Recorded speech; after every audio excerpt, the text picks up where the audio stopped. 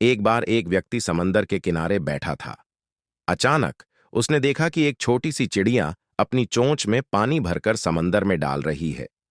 वह हैरान होकर बोला, ये छोटी सी चिड़िया इतने बड़े समंदर को कैसे खाली कर सकती है? उसी समय एक रहस्यमयी आवाज, रूहानी नूर, आई। जब कोई छोटा सा प्रयास भी सच्ची नीयत से किया जाए तो अल्लाह उसे कबूल कर सकता है, जैसे वह एक बूंद को भी समंदर का हिस्सा बना देता है। ये सुनकर वह व्यक्ति हैरान रह गया और सोच में पड़ गया। तभी पास ही बैठा एक बुजुर्ग बोला, रेया यानी नीयत बहुत मायने रखती है। अगर इंसान का इरादा नेक हो तो छोटा सा अमल भी अल्लाह के नजदीक बहुत बड़ा हो सकता है।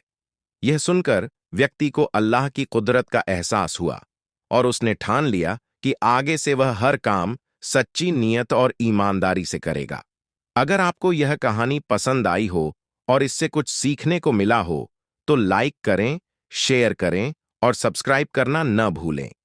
आपका एक छोटा सा समर्थन हमें और बेहतरीन इस्लामिक कहानियां लाने के लिए प्रेरित करता है।